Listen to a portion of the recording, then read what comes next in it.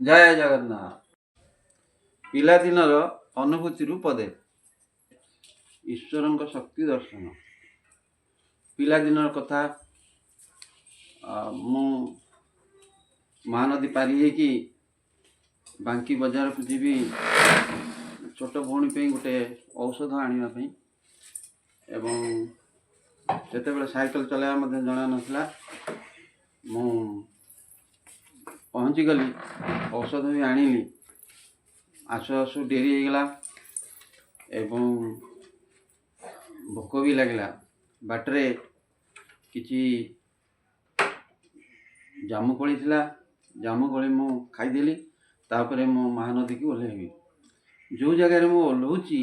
से जगार गोटे बरगछ थिला विराट झंकालिया बरगछ एवं से गछरे मते लागला जेंति भूत आसंती एवं दिन में मुझे भूत भावना कली एवं डरीगली पिला लोक पाखे कहीं नहांती पाखा आखिर कहीं देखा जाऊ ना एवं समय 12 गोटे हेला एवं भୟରେ हेले मध्य मो नदी बालिकी गड़ी गली साइकेल गड़ेली 100 किलोमीटर 100 मीटर जाइछि कि नहीं सेठारे मोर साइकेल अटकी गला मो साइकेल चलाई पारे नहीं मोर हंसा उड़ीगला एवं साइकेलटा मो हाथ रू पड़गला मु तो साइकेल ऊपर बसी पड़ली गरम रे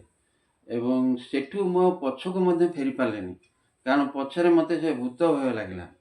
एवं आगो को 3 किलोमीटर बाली रे मो साइकेल ठेली ठेली नेबी ये साहस मध्य हेलानी मु सेठी बसी पड़ली प्राय 5-10 मिनट बसची मो आकाश रे कलाहांडिया मेघ भासी आसला एवं मते टिके ठंडा लगला तापरे मु साइकेल उठेली एवं धीरे धीरे साइकेल ठेली ठेली आगू चलली डंगा पाखु जीवा पड़ो एवं प्राय 3 किलोमीटर पलैली साहस रे एवं देखिली से बादल मध्य से पर्यंत मु जीवा पर्यंत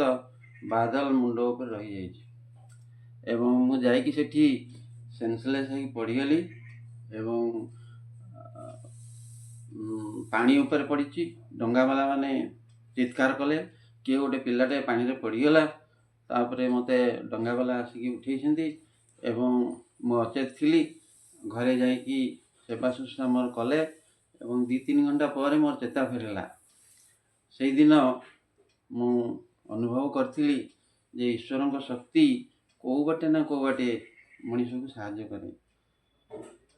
जय जगन्नाथ।